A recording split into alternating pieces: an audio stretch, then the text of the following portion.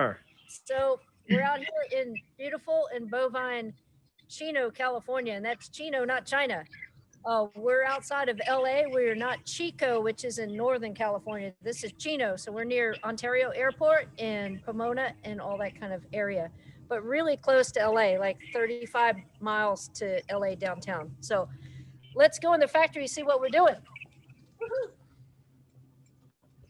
So this building, David Manley bought this building in 1993, actually, and that was probably the smartest thing he ever did. And we separated from vacuum tube logic at that time in 1993. And so the Manley brand, we moved over here. And at the time, we split the people and split the inventory and stuff and became separate companies back then. So coming in to the foyer, I've taken my mask off, but masking is mandatory here, as you might guess. Just got some offices, and this is pretty boring here. Some awards over the years. We've been a very well-recognized company in the pro audio world and in the audiophile world. We've got our trademarks and trophies and things. Let's bounce right into the production area. Now remember, there's nobody here today except for Gamma, who's the chief ops, and Pat, who's packing. And we're just busting ass to try to get a lot of shipments out. So there's no assembly workers here today. So I need you to imagine some, like 30 bodies running around here. Maybe not so many during COVID times, but here we are. First, we're going to go into the machine shop. Awesome. So what happened was in 93, when we moved over here, we also bought a machine shop at the same time. And that machine shop had been located right next door to us back at the old ETL factory. And we bought a CNC machine that we later sold to some other guys down the street. And all our faceplates are still run on our CNC machine, our Moriseki Japanese machine. And at the time it was really expensive. $100,000 machine 30 years ago was very expensive. So you could see the type of milling that we do, again, right here in Chino, not China. So this is a Manley Voxbox faceplate. It's come to us from down the street on our old machine.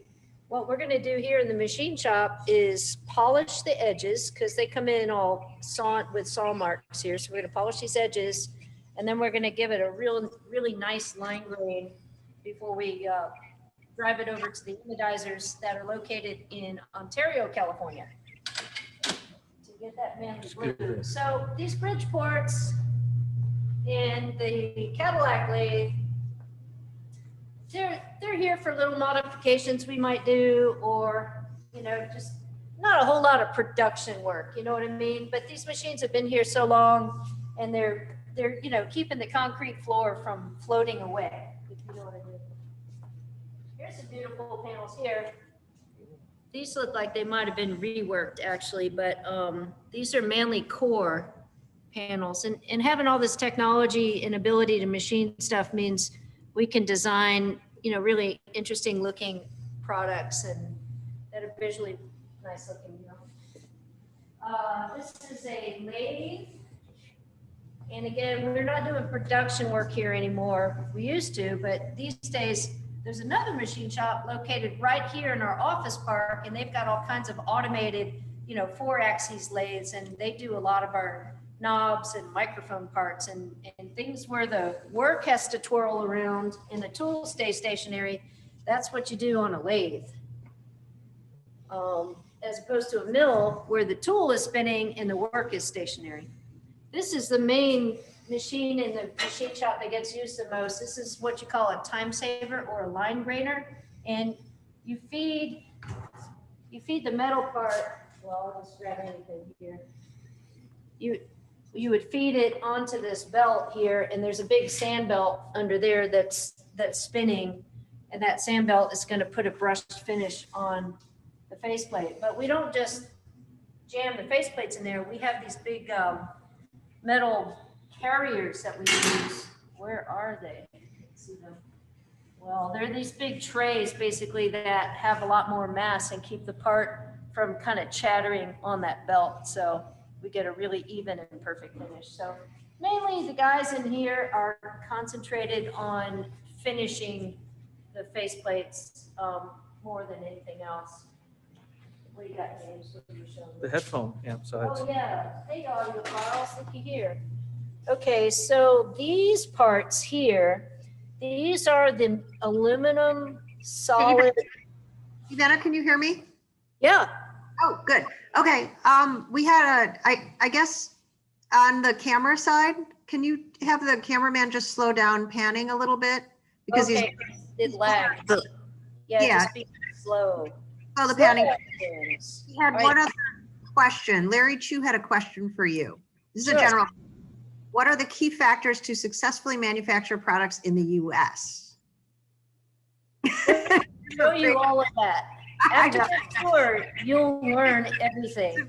Question. Okay. But I'll try to focus on, I'll try to point out some things there, okay?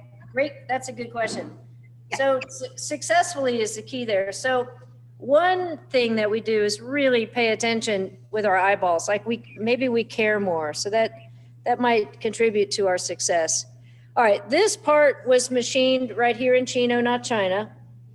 It's got some, complicated curves and things that only a computer controlled machine could do. It came in here and then the guys polished the edges to this mirror finish like this. And they're gonna clean all the polish off of this. There's a lot of, time that goes into finishing a part like this. It's just not done by robots, right? And then this will get a line grain applied to this flat surface here. So that's an expensive hunk of metal. And, sometimes people say with that headphone amplifier, like, why does it have to cost so much money? But like, if we just give you something in a little square box, you're gonna say, why does it have to be so ugly? So it's kind of a balance between, pleasing aesthetics, something that looks really artistic and sculptural, and you want to touch it, you want to hold it, versus a little sheet metal box. So admittedly, this is more expensive, but it's really beautiful when it comes out, and it's functional too. The way that you can put your headphones on top of the headphone amplifier as a stand too. So there's some functionality behind this design as well. But anyway, I had someone write to me a few weeks ago, like, oh, you made the side pieces out of MDF and painted them. I'm like, huh, where'd you get that idea? I'm like, this is metal. It's not wood, I promise you. I don't know. Sometimes people think they know more. Anyway, oh, here's one of these carriers here. This is a carrier that we made purposefully just to line grain these pieces here.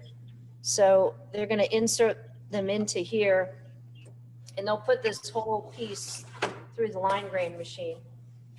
Anyway, enough of that. It's kind of boring, but if anyone has any questions about machining and finishing and sandblasting, we do the silver microphones. We do a special process for those. If you've seen that on our website, that's done in that sandblast cabinet right there. So ask questions, please. I'm happy to interface with y'all. If you got anything about machining. All right. Polishing. Polishing is a really dirty job. So we have to have a big extraction system to get all that aluminum dust out and all the polishing compound. So that's what's happening here. It's all hands on, guys. All right, coming through here. Yeah, this is one of the most fun machines ever, right? So this is an Apple II computer, and it has a great sound when it turns on. Ready? Just like that. And then I know it's shocking, but the discs are 5 1/4 floppies. Can you believe that? It's amazing. So if we were running a job on the mechanical engraver here, we'd be loading up a job into the Apple II. There's no hard drive. I mean, it doesn't even know what year it is. It's very primitive. Your graphic display would look like that. You don't actually get to see the letters. You know, you would see a block representing a block of text. It's very, very primitive. But the mechanical engraver, you know, how this is working is there's a tool here, and it's got a little tiny flat edge here. In this case, it is 0.015 of an inch flat right there. So we load the tool into the head here. There's a solenoid that's going to push the tool. Somebody's got this adjusted all wonky. There's a solenoid that's going to adjust this up and down. The tool's going to spin with this motor here. There's the x-axis is going to travel on this lead screw here, and the whole table is going to move on the lead screw underneath the machine. So at the end of the day, what you're going to do, you know, you would load in a blank piece. This is just a test fixture here. You put it in there, load up the tool, load up the Apple II, and then the tool's going to come and it's spinning and dragging through the anodized metal, exposing the aluminum. That's how this is functioning. So that's a mechanical engrave. And I really like doing this when, you know, it's like the Manley brand, like the very important on the faceplate, because it looks brilliant. However, this machine is really time consuming and it requires a lot of attention. You have to really be here babysitting the parts, you know, while you're engraving it. You can't just hit go and go have a smoke or something and come back. You know what I mean? It's like, this machine requires a lot of attention.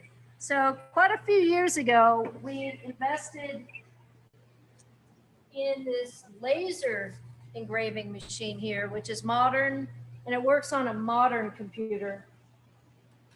Let's see if we get it. There you go. So we're using Corel Designer as our drafting platform here, and we can, you know, make any kind of modern artwork. It's not as limited as that old machine. And so then this laser engraver really acts like a big old, you know, USB printer in effect. So the laser head is here, and that goes along just kind of like a big old dot matrix printer, more or less. You can see that faceplate on the top's already been done. I don't know what the hell they're engraving here. I don't even recognize these parts. Yeah, but what's all these guys? I don't know what all these guys are for. I don't know. I have no idea. I don't know. Someone's making something. I don't even recognize those parts. So in the end, here's some boxes that got made. So the laser is going to burn into the anodize and burn it white. And then we have another process where we apply a tape or a chemical paint where if it's silver anodized, it'll burn it black. So we can have, you know, the contrasting nomenclature there. So pretty much everything we do now is laser engraved, because that you can matrix up a bunch of parts and hit go and then go do something else and come back to it. So that's how we're marking all our panels now. James, yeah, you can pan around slowly here. Here's a bunch of Manley core parts. So we saw those faceplates in the machine shop, and then these little metal inserts are going to be inlaid into those mother panels. So we can see these have all been engraved. It's cool, huh?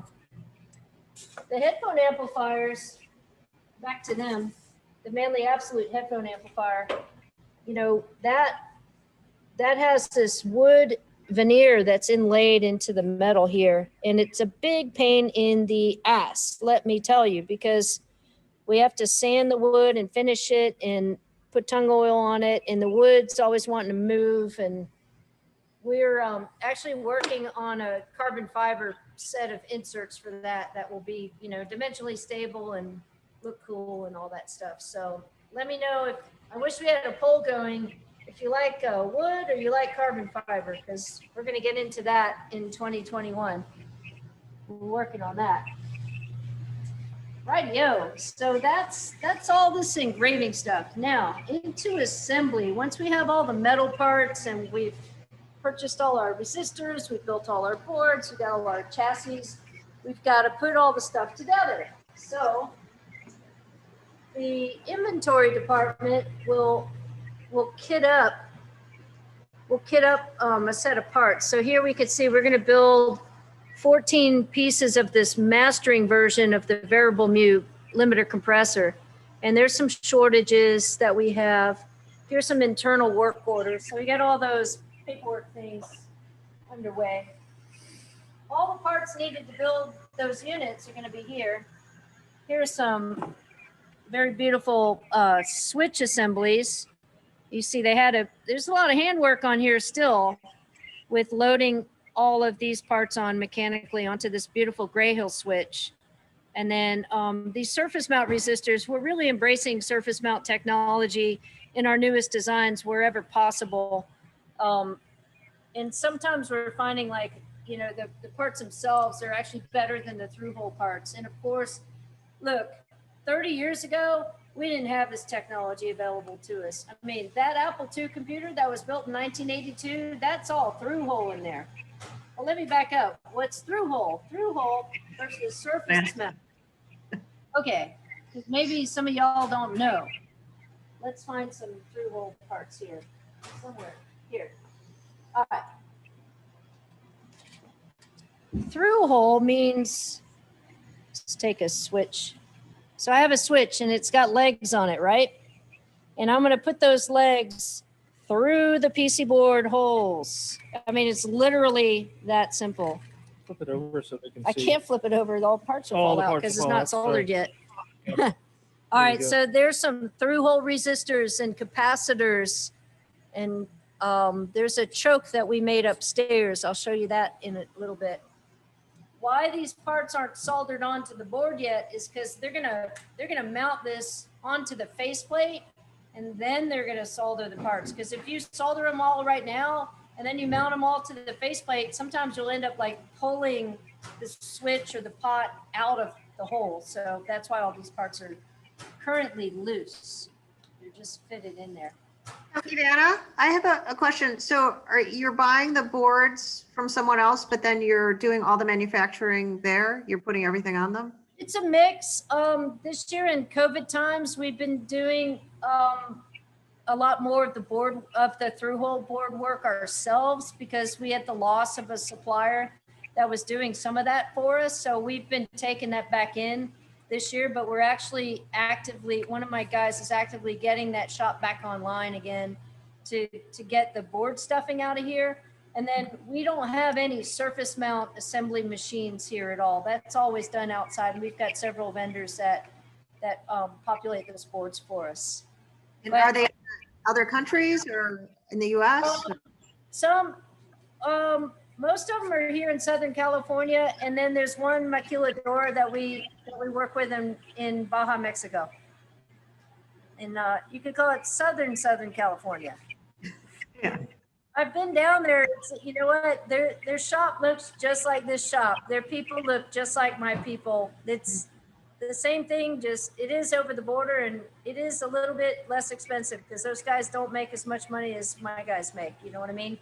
And so for parts that we're running, you know, hundreds and hundreds a year of, we're trying to get that repetitive work out of here and let our people concentrate on the final assembly and the low volume stuff, you know, or the more difficult things, or, you know, the more craftsmanship type things.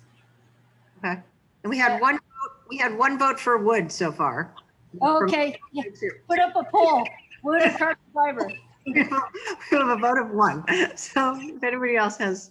I say wood too. Okay, Grant, 2 votes for wood. We'll figure that out by the end of the Zoom. Yeah. So here you have to envision Saulo working here, assembling everything. So Saulo started working at VTL like a month or 2 after I did in 1989. So that's how long we've been working together, like over 30 years. It's amazing. So He's fortunately got the day off today, but normally he comes in at 4 in the morning, and he has an additional job working like as a janitor for us. So he cleans everything up for us and disinfects, COVID stuff for us. And then he's here on his bench just assembling things, with his hands. He's bolting everything together. That's his main job. So he's awesome. I wish you could meet him today, but he's getting a good day off. So he's got a lot of stuff to do. Here's some Manley snappers. These snappers, I think these are the best sounding amplifiers that we're making right now. I love them. They are 100 watts, 4 EL34s, and let's look inside what's happening here. So this has been physically assembled by Mr. Saulo, and he's bolted everything together. And it's ready for one of the ladies to take over and do all the wiring. But they're beautiful amplifiers. They sound freaking great. That's what I'm using on my tannoys currently. I love the snappers. The output transformer of the snapper is phenomenal. It's a true 19 section.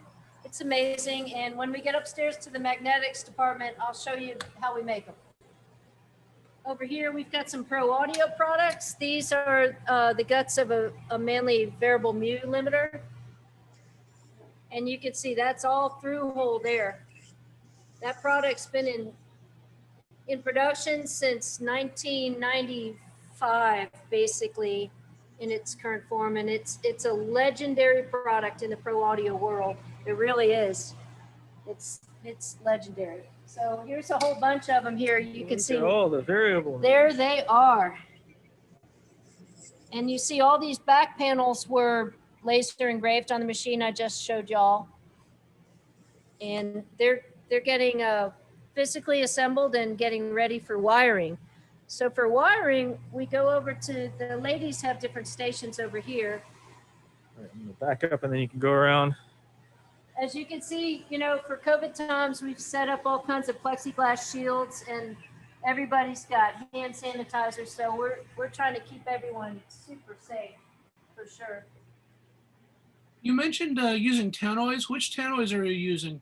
I've got some tannoy Churchills, and I also have a pair of tannoy Westminsters, the other big 15s. And then we've got tons of the tannoy gold 10 inches. And I think we have a pair of tannoy 12 LGMs as well from the 80s. So I'm a huge tannoy fan. I always have been. For modern speakers, I really like the ATCs. And I also have a couple pairs of those at home as well. Passive, of course, not active, because I want to use my tube amplifiers on them. Hey, EveAnna, we did the poll. So it's 50% wood, 18% carbon fiber, 32% both.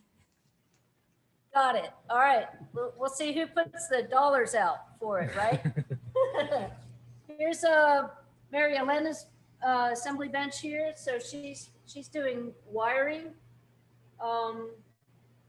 She was on vacation last 2 weeks, and then she got infected with COVID. So she is not here at the moment, right? She's home recovering, and then we'll probably send her home with some kits of parts that she can work on at home just to ride through until Christmas break. That's what's happening there. I mean, we have to just be able to pivot and adapt and deal with things, as they come up. But for sure, we've been super diligent here in the factory, and that's why we haven't had a mass outbreak here yet. But people are getting infected at home, that's for sure, unfortunately. Okay, part of the wiring gig is, so here's to build some microphones. This is fairly easy. The wiring girls have made like a little copy board. So this tells them which wires they need to make, how long they are, what colors they are, what gauge, and they're given a little work order like, here, give me 50 sets of these wires. So we're going to use this machine here. EveAnna, we have a question from Fred. Okay. Which EL34s do you ship? When are you going to start reproducing your own Mullards or Phillips? Haha. I got a buddy who just bought the remnants of a tube factory, and good luck to him. I've been to a couple tube factories, and it's a very elaborate and multidisciplinary thing to get into manufacturing vacuum tubes. And that is definitely more than I want to tackle, put it that way. We'll leave it to the Russians who do a good job of that, or the Chinese, or the Slovakians. Currently, we're using the, I think they're the Mullard branded Russian EL34s. That's what we're using in the snapper. And yeah, we lean a lot on Mike Matthews and Electro Harmonix for a ton of our tube supply. And those Russian tubes have been really good. And I've been to the Svetlana factory in St. Petersburg, but I don't think they're open right now. I think the other two factories are still pulling. That's what I know. All right, back to wiring. We have this cool Eubanks wire stripper. We have a couple of these jaws. These are hydraulically activated jaws. As you can see, when the wire comes through, these little V-shaped guys. There's a cutting blade, and can you see in there? There's a V-shaped puppy that's going to strip the wire as it comes through. This is a really cool machine. So the girls will set up the wire. They'll come through this tensioner here, through these tensioners, and then the jaws we've got a couple different jaws are just preset for different gauge wires and so on. And it feeds through here, and they'll program, you know, how many they want to build, how long they are, etc. And then hit go, and the wires come out, and they just collect up in this spinning tray here. And then you get a whole bunch of wires that, you know, that are all cut and stripped and exactly perfect. And it sure saves, you know, your hand like having to strip all that stuff. And we're doing the volume where this is completely mandatory at this point. But it's great. So then the ladies are doing these wire kits. That's what's happening here. So it's very efficient to do it that way. So how do we, back to that original question that you asked earlier, you know, key to success is to try to be as efficient as possible and also take care of your people. Like we're not wearing our ladies' wrists out by hand stripping wires all the time, right?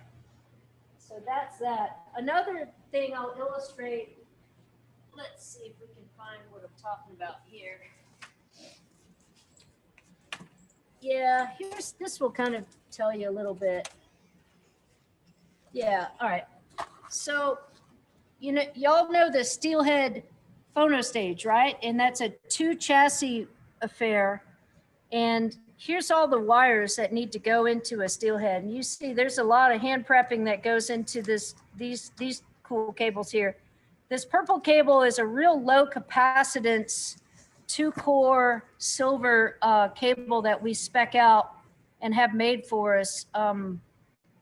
And sometimes we're fighting capacitance in the cable. And you can, you know, if you've got a foot of cable on one channel and you got 2 inches of cable on the other channel, and if you've got a lot of capacitance in the cable, you're going to lose high frequency. And I was battling that in a microphone preamp once a long time ago, where we actually put a capacitor in the feedback circuit to get back that high frequency we were losing on the cable as a stopgap, you know. So we got into, I started exploring the cable stuff, and then we came up with this low capacitance cable that we used and got rid of that problem. So that's what this beautiful purple cable is. It's really nice. Nice stuff. Anyway, Steelhead, here's all the wires. There's a lot of wires involved to make one, and that much wiring will equal a lot of labor hours, right? So then you go into the Chinook, and remember the Chinook is like a quarter of the price of the Steelhead. Why is it that less expensive? Is because look, it's only got these couple wires to do. So we were able to keep the labor really down in that Chinook, so it really flies together faster. And that's been a reoccurring theme in all our newer designs for the past, 6, 7 years is we're really paying attention to, how long is this going to take somebody to put together? Because this is California labor here, right? This is Chino, not China. So our guys are paid well, definitely. And EveAnna, how many labor hours does it take to put the two together? I could tell you if I were looking at my database, but I think the Chinook, because it's 2 chassis with the power supply and the audio chassis, the steelhead, I think that's probably 6, 7 hours at least to put that together, if not more. And then the Chinook is probably 2 hours at the most. So there's, again, it's probably about a quarter. Everything kind of scales, you know what I mean? So that's wiring. That's wiring 101 right there. This is another big time saver here, this automated crimping machine, this big old Molex machine. So we've got a couple different connectors that are used with this. And so once they've stripped the wires and then they can put them in here into these jaws and hit the button, and it makes a professional, perfectly consistent crimp every time. And I love this company. They actually came out and trained my workers in Espanol how to work this and how to readjust it, how to clean it, how to maintain it. That was just great customer support there, for sure. What else we got? Down here, James, you want to pan on the bottom there? These are all ugly copy units. So they're ugly. Why are they ugly? So I don't sell them, They are working copies of everything we build. And we've got a copy of everything we've ever built kicking around here somewhere.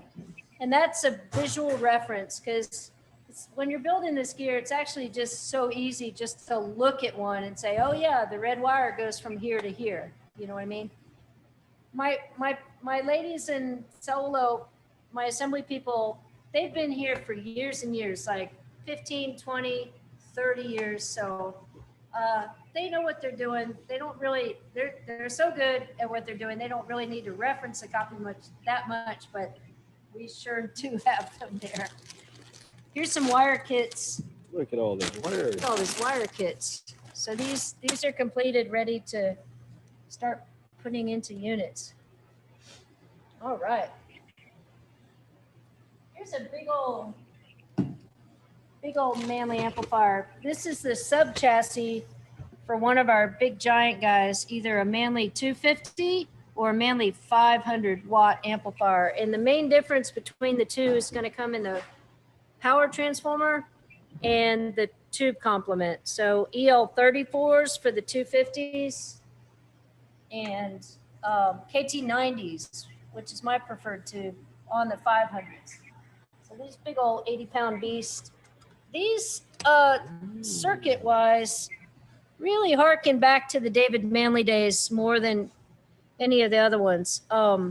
It's pretty much unchanged circuit-wise from when he was here in the 90s. It's kind of, you could kind of say it's a throwback amplifier if you want. But we're building it really strong and nice these days for sure. And important to this is the output transformer that we make upstairs in our magnetics department. What you got for me?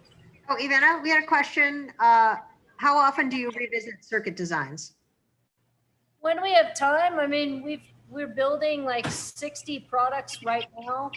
We've been working on 3 new hi-fi preamplifier designs, and we've been on that for about 2.5 years already. Those 3 products. They're very complicated and they take a long time to get through. And I don't have like a billion guys in my design force and drafting force. It's really, Umberto's the main engineer, and Jeffrey is, they're working together on all the drafting and the board layout and the circuit work and the prototyping and all that.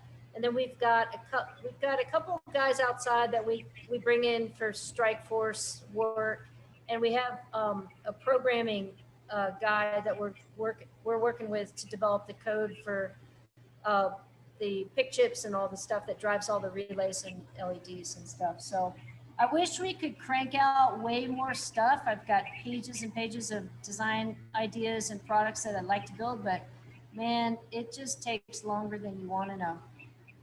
Okay, and then we had another question. Whose wire do you use? Well, I told you that the main audio cabling is this really nice, here, right here. This we're getting made for us to our specification. And that, you know, it's kind of modeled after, okay, I'll back up on that story. Remember, I told you I was looking for the real low capacitance wire.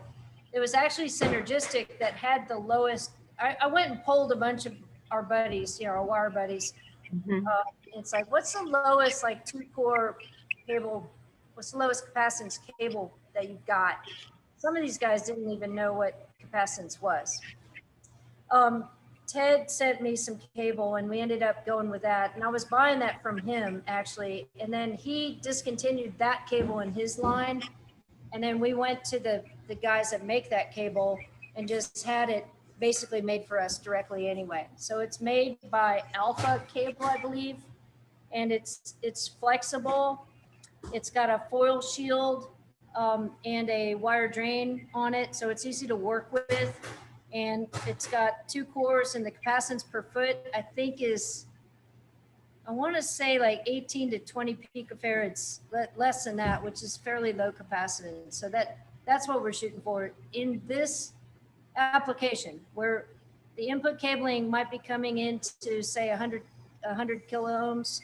And if there's too much capacitance, you're going to lose high frequency. So this is our main audio wire that we're using. The other main audio wire we're using is the very consistent Megami, we call it console wiring, but that stuff is, Well, it's a pretty kit. here, yeah. Here's some of the Megami. It's a little more delicate. It's a copper, very multi-stranded, like there's a lot of little fine wires in there. It makes it very flexible and not prone to breakage at all. And this is just industry standard stuff, you know, but it's hugely reliable and quiet and all those good things over the years. We've been using that stuff for 30 years. Here's some of that alpha wire that we have made for us I was talking to you all about. So there's the drain wire for the foil shield. And in this case, we're actually doubling up the 2 connectors in a single-ended fashion here. So it's at this point, it's Manley wire. Okay, and then we have one other question, which is sounds good. It's quiet. one other question is slightly late. Are the crimps then soldered? Most of the connections are soldered, and then there's crimp connections. Usually not for the audio. Usually for, you know, here's going to be a power supply wire, and there'll be crimp terminals, you know, that are inserted into this connector block. But a combination. We're also using IDC technology, which is insulation displacement connector, which is the ribbon cable, and then you smash the connection onto it so the teeth come and contact the cable. And we use that for a lot of control circuitry and stuff like that. And those IDC ribbon cables have been completely reliable for us over the decades too. So the answer is there's a whole bunch of different connector technologies that we're dealing with. This is also for a power supply connection. And those are those connections I showed you at the Molex crimper, and then they got inserted into the block. So combination, you know, whatever technology really suits what we're doing with it, right? So, I mean, there's no reason that somebody's got to go hand solder a bunch of wires that's driving, you know, a meter lamp or, you know, some logic circuitry or something like that. You're going to want to use another technology to make those connections. But for audio, I'd say probably 99% of all the audio connections are hand soldered with the silver solder. Okay, and then Fred has a question, which I don't completely understand, but I will ask it. Maybe it's late. How many 9s copper in the alpha wire? I don't, None. It's silver. okay. That's- Actually, it's probably a copper. I think it is silver plated, actually. I don't know. How many nines do you want? Look, I'm telling you, that cable empirically measures the way that we need it to, and it sounds good, and we've listened to it, and it's not microphonic, and it's got all the qualities that we want in that cable. So y'all can feel free to say, oh my God, what horrible cable, but go bring me another cable, and then we'll factor in the cost of that cable, etc. Blah, blah, blah. But that cable our Manley cable that we're using now, that was based on that old synergistic design that worked well. It's awesome. I love it. What else we got going on here? Well, see, okay, so people are like, why do you have this pink foam? It's there for a reason. It's because this is an anti-static thing. And this mat here, this is an anti-static mat. We're dealing with parts sometimes. Well, this one, it's got its chip out of the socket because it's a little copy board, but we do work with solid state things. And sometimes the little junctions in a FET or a chip can get really upset if you shock them with the static electricity that might be on your body. So that's why we see that the static control stuff here. We've got static mats. A worker who's sitting here is going to have a wristband, and she's going to clip that onto that snap right there. She's working with anti-static foam. That's this pink foam. And also all our workers wear anti-static smocks as well, like little shirts that are anti-static, because we have to be very careful not to harm the delicate little solid state parts, because they're very fragile. But tubes aren't. Tubes don't care. Mr. Tube don't care. EveAnna, we had one more question. Why did you stop producing the Manley backbone? This is from- Sale, it's a little longer story, but my North American sales manager also was working with Dangerous Music, and actually now he owns Dangerous Music, and he in particular, I'm going to blame him. He was pushing the Dangerous switch box because it was a lot less expensive, so he was selling more. And the sales of our high-end, $6,000 switcher were kind of trailing off. So once it fell under a certain number, I just gave up and said, F this, we're done, At this point, I think it might be a cool idea to just build 25 of them or something and just get them out for sale. But that's why at the time, we were just busy with so much other stuff. We just took it off the roster at the time. That's the God's honest truth there. What's your top selling item right now?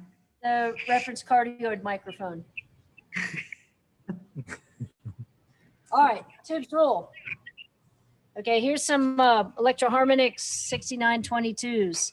They come in, and all our little guys, they're 12AXs and all, everybody's got to get cooked in and burned in. So we purpose built these jigs over the decades to just cook the tubes in, just burn them in. And then after they're burned in, all these tubes have to go through a variety of qualification tests and matching and batching and sorting, and to discover, what circuit is that tube going to be best in, right? So, because there's a lot of different parameters that matter, and different parameters matter to different circuits, okay? So the microphone, that's our best-selling product. We need, super low noise, quiet tubes to go in that mic. Why? Because it's working at very high impedance, and it's also got a lot of gain. So the quietest tube in the building needs to be in that microphone. If that tube, that 12AX7, if it's not that quiet, he'll work just fine in one of our lower gain circuits that less, much lower impedance. So the microphones are operating at, 500 million ohms, say. Whereas, in say a Vox box or something like that, like at the input, it's only working at 100K or maybe 274K. So see, we can get away with a little quieter tube there, and it's only producing 20 to 30 dBs of gain at the tube anyway, in that case. So tube selection is something we don't have the luxury to just, find the 20 out of 100 tubes that are really quiet and throw the rest away. You would not like the retail prices of our products if we were, having to throw away all those tubes, right? So we've got to be able to use them. So that's what these jigs are for. So here's a special testing jig that we built. And this one is going through these dual triodes that's used in our variable mute limiter and determining if they have a good match or not internal. So the two triodes inside, do they draw the same current and behave the same way? Because if we get a good match on that tube, then you can turn the attack time up real fast and have a very fast transient like a piano or a triangle or something, and you won't get a percussive noise with a bad match, right? So we got to have the good match tubes in the variable mute. What do we do with the badly matched tubes? Well, they can go in a buffer circuit like in our Manley Jumbo Shrimp preamplifier, because it's working, like in series, not in parallel. So it doesn't care if the first triode is matched to the second triode. They don't care. They're not related that way. You know what I mean? So a balanced circuit, like in the variable mute, also called a differential circuit, it's like two legs, right? And you don't want one leg shorter than the other, or it's going to be wonky. So we got to have a good match on all the differential circuits. So that's what that jig is figuring out. Then the output tubes, we're just using this old Manley amplifier here. It's been sitting here forever. It's an orphan because I remember I had this pair of amplifiers at my house and my dog peed on one. So that amp got decommissioned, and the one that was saved became a test fixture as an orphan. So what we have here, and this has been right here since the 90s, we have a bias switch here. So actually you just select which tube you're trying to burn in, and it's giving all the output tubes the exact same bias voltage. And then, you let it cook in for a while, and then you come and take you measure it, you measure the cathode voltage, and that gives you the magic number that we write on the top of the tube. So in this fixture with that amount of bias volts, this tube was drawing 42 milliamps. That's what that number means. And what it means to you is if you bought a Manley amp in the 90s or 20 years ago or something, and you still have that number on the top of the tube, you could call up and say, hey, I need another one that's number 42, and we could give you one of those. That's what that means. So, and I have a tube question that was actually emailed in. It's got a question, so I'm going to have to read it. It's an interesting question. All right.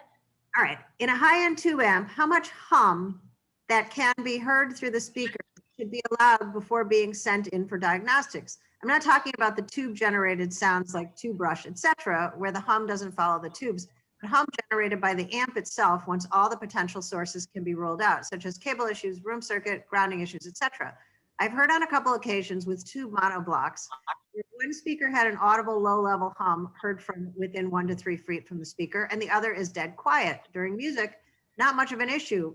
But is this acceptable? The owners, this is from Jim Bird, the owners were both told this is within normal expectations. One was a set of monoblocks retailing for over $100,000. Interesting question, Jim. I guess they're not talking about my products. All right, to break that down, where you want to, anytime you're troubleshooting any kind of system thing like that, you got to start with the most simple thing first. All right. So you're talking about 2 monoblocks. Okay. Get rid of one. One's not even on. You just plug one monoblock into your wall, and then, you got all this preamplifier and your turntable and your CD player, whatever. You get rid of all that stuff, you disconnect the input and you short the input. And then you tell me how much hum you're hearing from 3 feet away. You got to start with the simplest thing.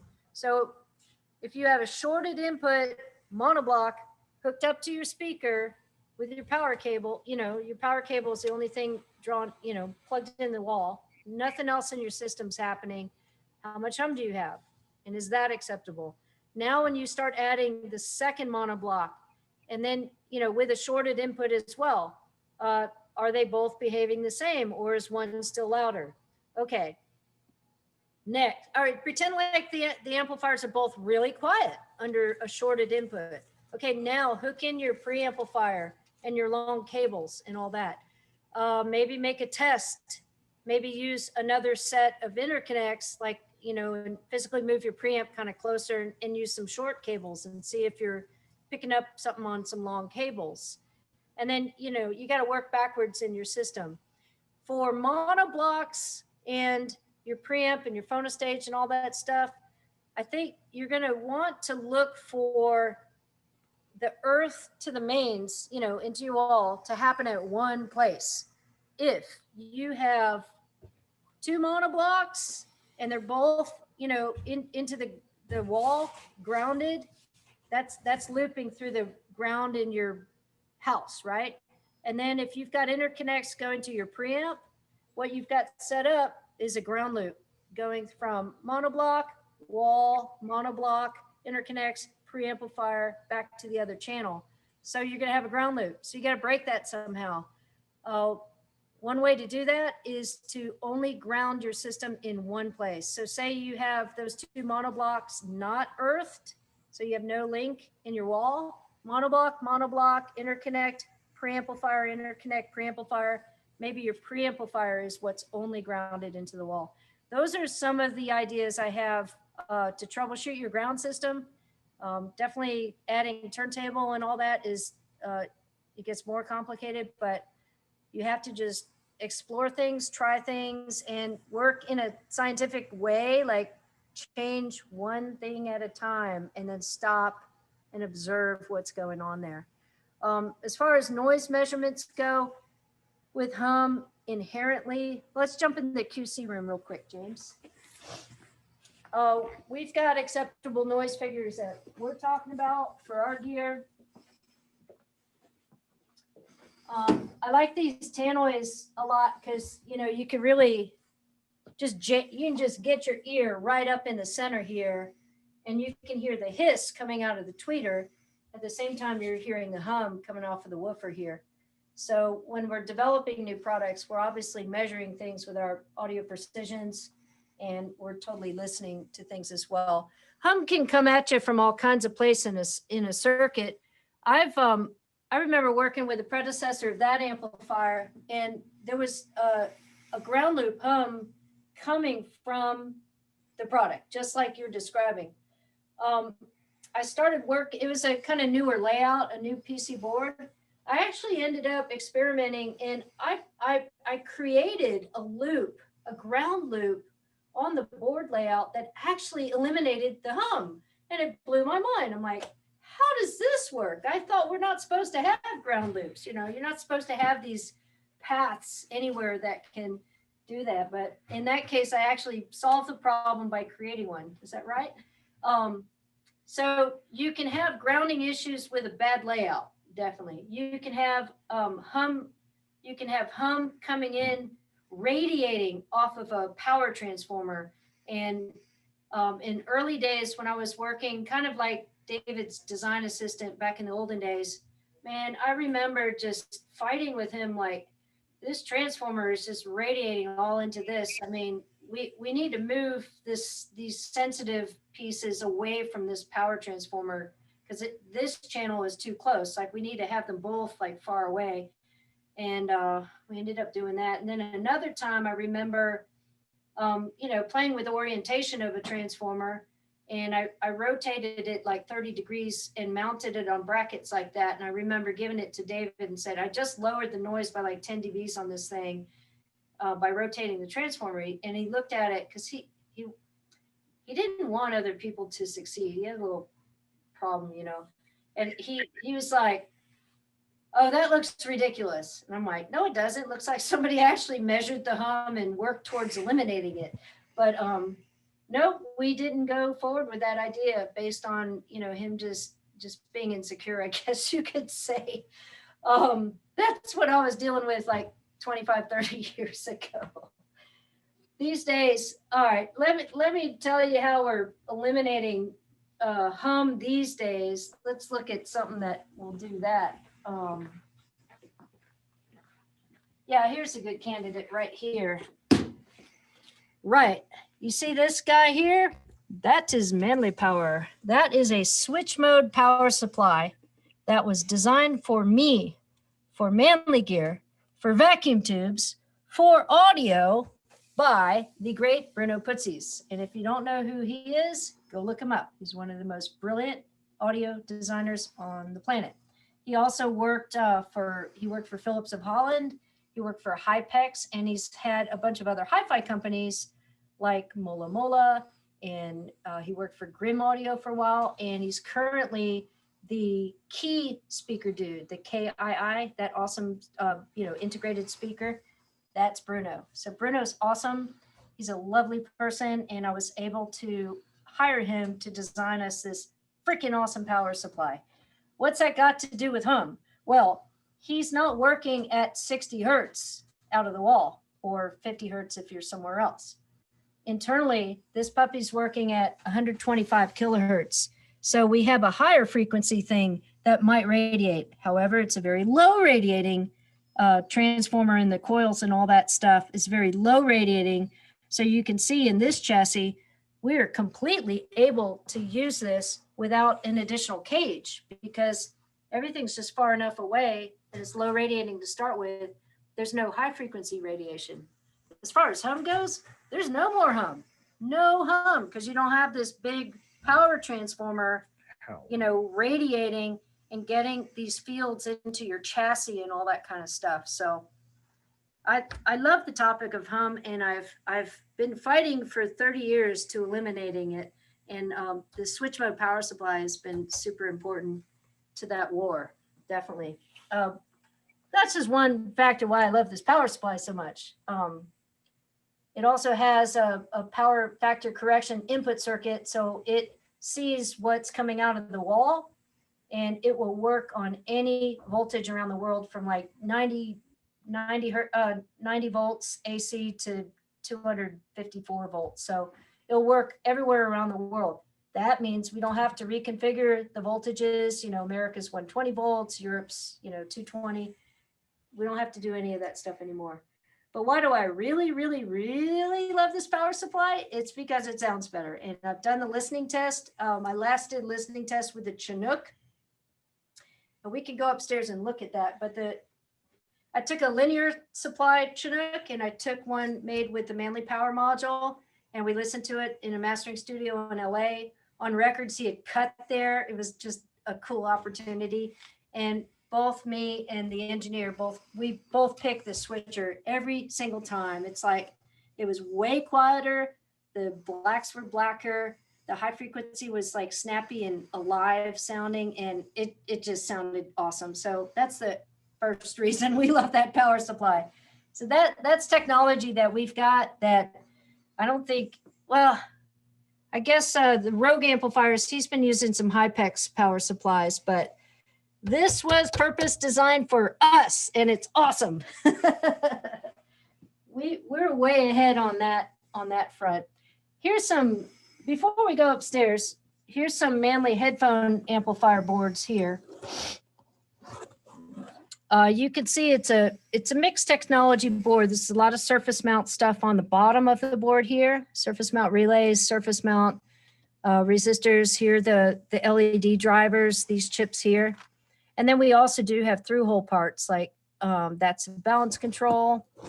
And then up here, we've got a bunch of, power resistors for the tubes and some WEMA caps and so on. So that's the guts of the Manley Absolute headphone amplifier, including their very important, awesome, very capable, multi-dimensional output transformers. So let's go upstairs and see how that stuff's made. And please ask questions. I'm here for you. You can get a view of the. What are your thoughts on step-up transformers? What step-up transformers? Like What- on the. Thoughts on- Manley hasn't made one as far as I know. Do you have an opinion on them? We make an autoformer that's used on the input of the steelhead phono stage. And that's switching the different impedances from the a multi-tap primary. It's an autoformer setup. I actually would like to take that. You get I think about 12 dBs of gain out of that. I actually would like to take those autoformers and put them in a box along with some loading and have that be your step up and loading module. I've got an idea for that. Got a little gym here for the guys to work out on. Okay, upstairs at Manley Labs. Here's some chokes. These are going to go into the massive passive equalizer. They're multi-tap chokes. That means they have many values on the same bobbin. EveAnna, Why are they taped together? Hang on a sec. Well, they're taped together because they got measured and they got married. And these two are going to travel together until they get separated and put in the left and right channel of that product. So they've been matched. Okay. oh, Yeah. Mary Chu had a question about power supplies. Will the new Manley power supply be utilized in the future Chinook phono systems? Hang on, I'm going to show you. Hang on.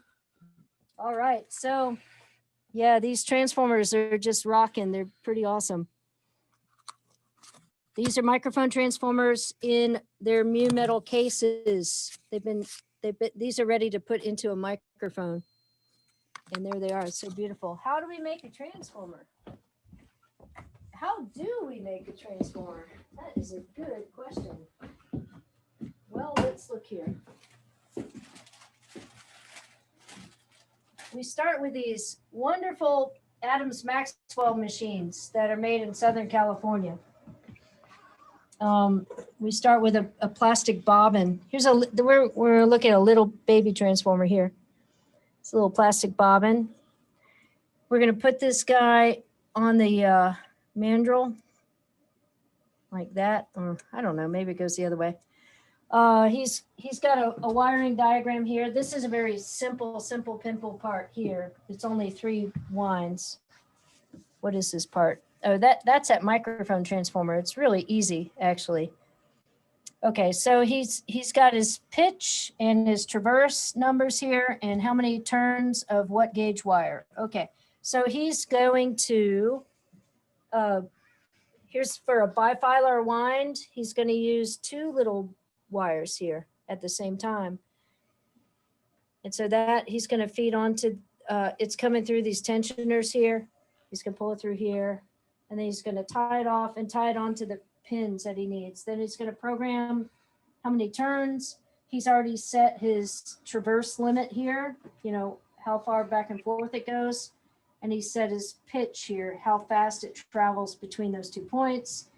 And then he hits go, and this will turn and it'll pull the wire onto the bobbin. Then it will magically stop, and he'll use his tweezers and tie off that wire onto which pins they go onto. And then he uses this little tape here. It's the special Nomex tape. Is it Nomex? No, what is this? Mylar tape. And he's cut it with a razor blade, and he'll use those as insulation pieces there.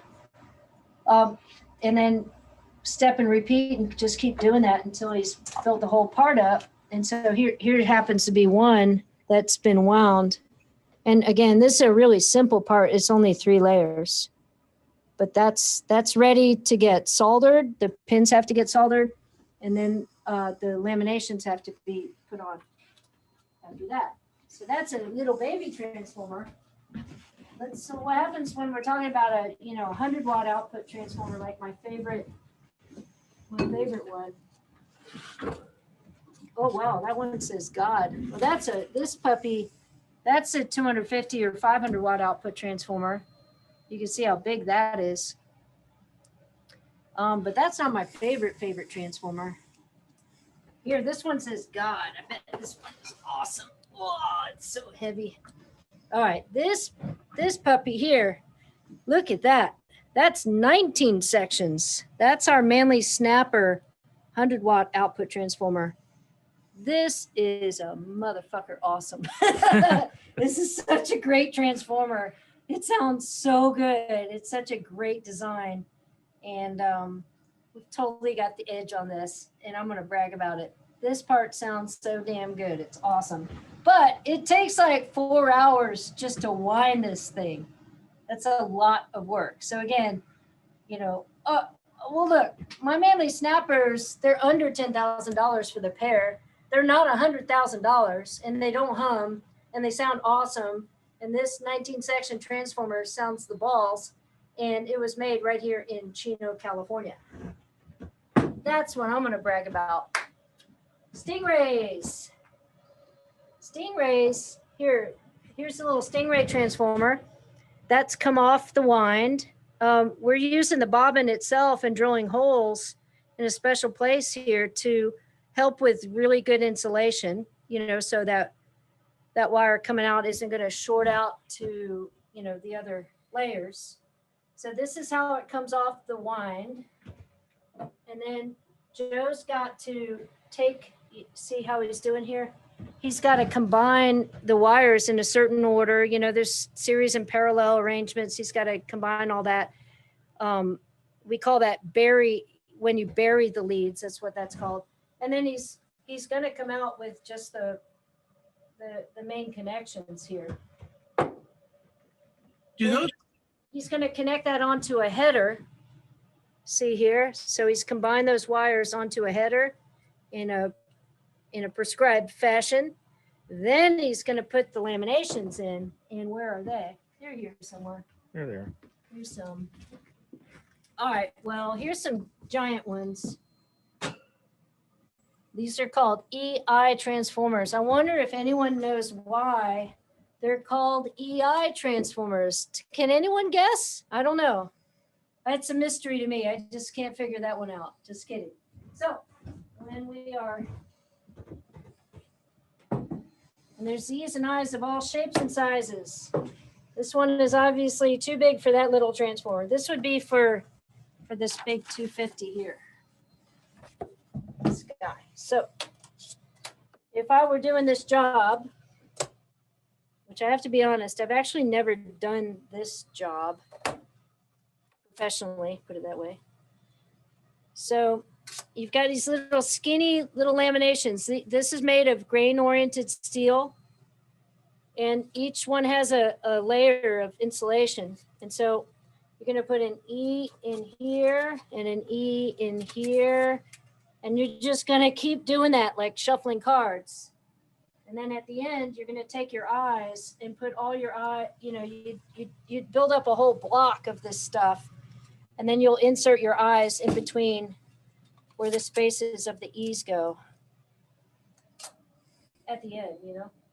So why don't you just use a big old brick of steel in there? Why do you bother with all these little skinny guys? Well, I remember learning in college physics that there's this thing called eddy currents, and you can actually build up magnetic currents inside the lamination material. If you had a big old block, it would encourage it to like build a lot of currents inside the material that would actually swamp what you're trying to do. So that's why we use little bitty pieces to keep everybody apart, so they don't conspire against us with eddy currents. That's kind of a simplified way to put that. So that's what's happening in the magnetics department here. And we make all our multi-tap chokes and our output transformers for all our products, all our power amplifiers, and then input transformers and output transformers for our pro audio gear too, line level stuff. Questions, anybody? Do those transformers later get potted? At the end, yeah, okay, good question. Sorry, I glossed over that. There's an epoxy station here. They make This is awesome. It's kind of cool. They mix the epoxy.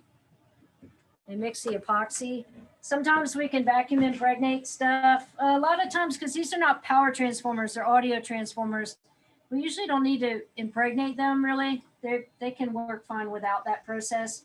For power transformers, you want to get all that varnish in there to keep the windings quiet. But on an output transformer, what we'll do to finish them usually, if we look at this big puppy here, this big old guy, we'll usually epoxy the whole thing together and bake that. And then we'll use this wrinkle barbecue paint, a high temperature, like an engine paint, to give it a wrinkle finish that kind of matches the wrinkle powder coat that's found on a lot of our chassis. And so that's like an example. This is a really old part, but there's an example of kind of what the finished part would sort of look like, right? Other parts, like the Stingray output transformer, we saw him making some on the other table there. It's got this header, and then there can be a board that goes on top of the header and then wires attached to that. I mean, mechanically, that's a real strong way to do it too. The little tiny transformers, the input transformers and output transformers for our microphones and pro audio gear, or the autoformer for the steelhead, those get epoxied into mu metal cans, and the mu metal will definitely help shield your hum, prevent hum from getting into that guy. These are little chokes. These are little ferrite core chokes here that go in some of our pro audio products. And when they're assembling this part before they epoxy it together, or even before they clip it together, they're using their meters and they're measuring the inductance and hitting the target physically by how tight they're pushing the core parts together and where they're oriented.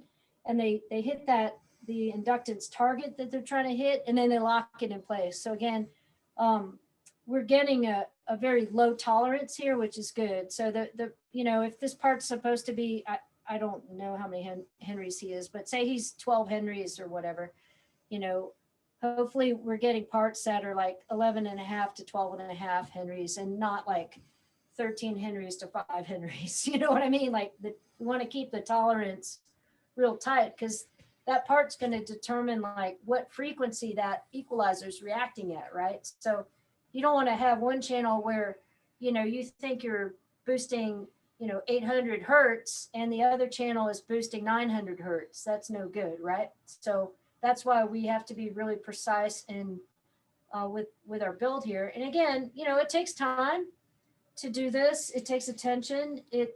In those cases, like we're matching parts, it's all more California labor we're applying to the part to make it perform, as good as a plug-in, say, with analog parts. So matching tolerances throughout is super important. You had a pot testing. Yeah, the pot testing here, the high pot.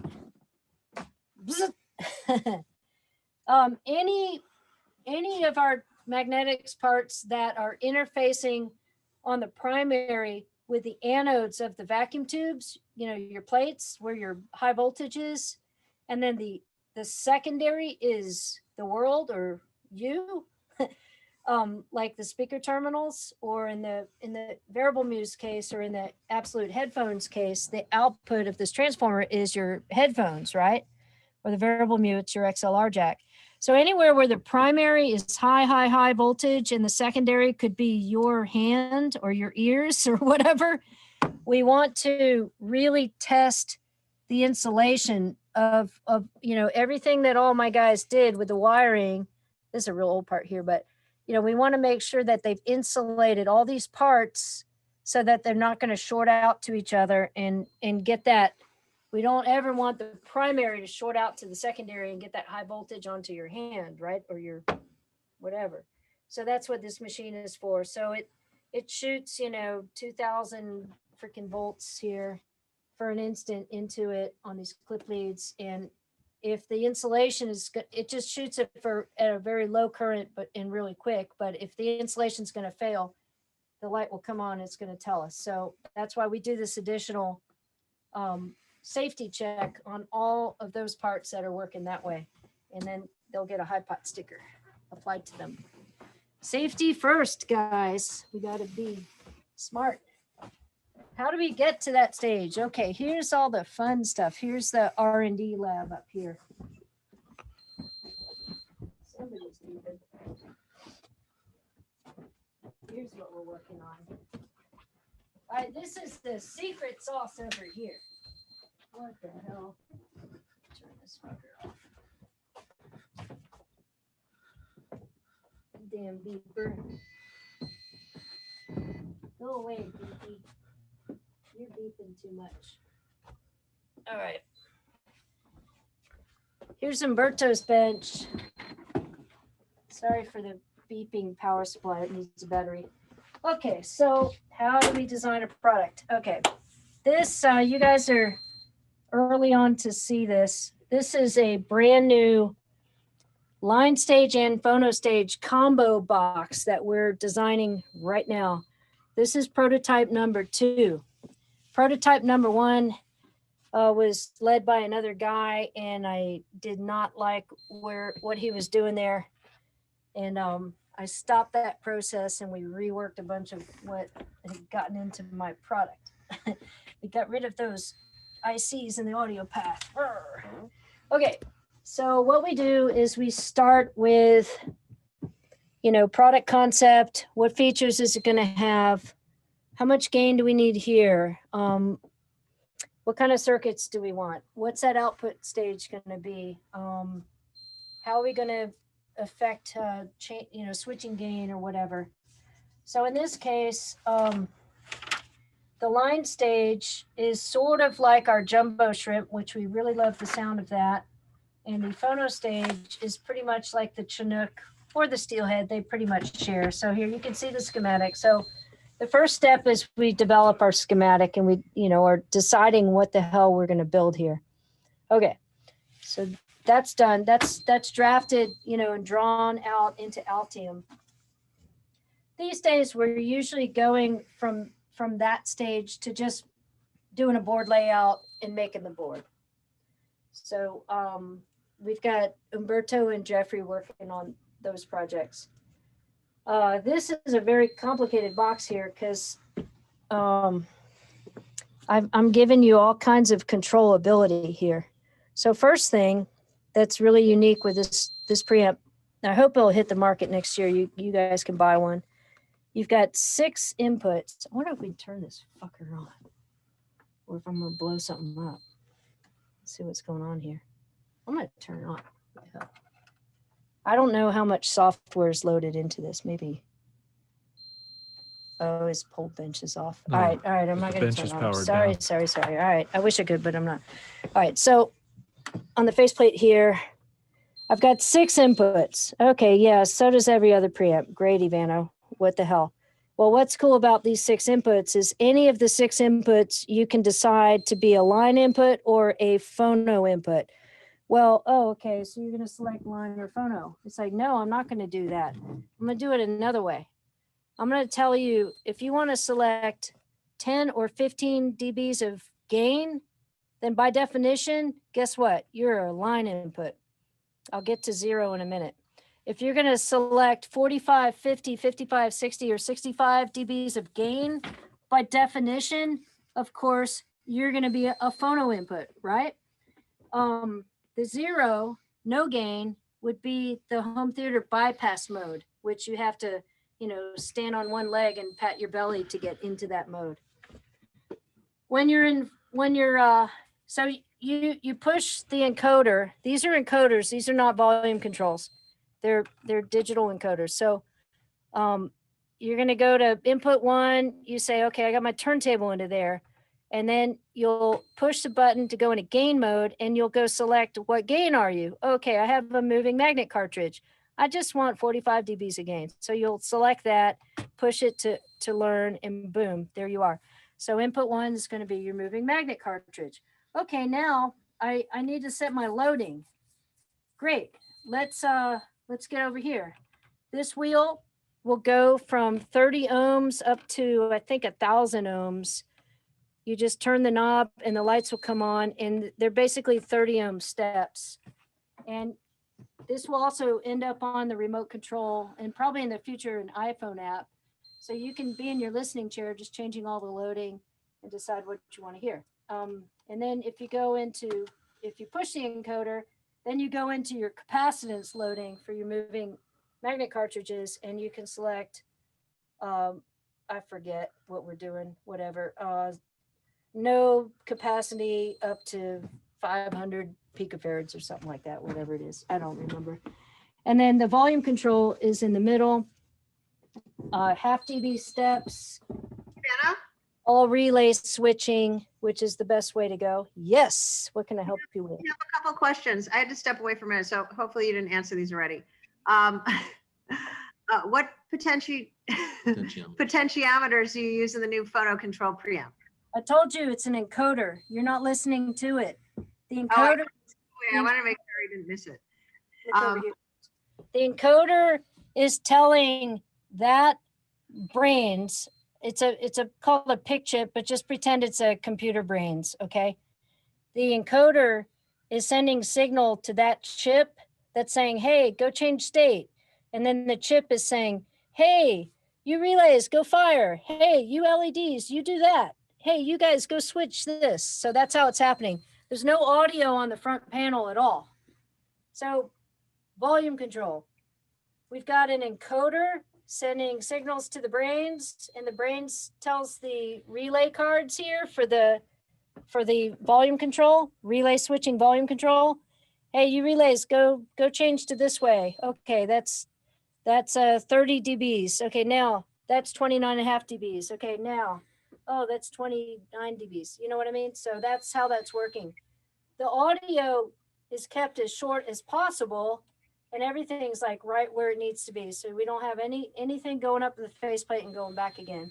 All the input switching is happening on these bus boards at the back here. Again, right where the audio signal is living, right? The loading for the phono is also living right at that input jack as well. So that's how that's going.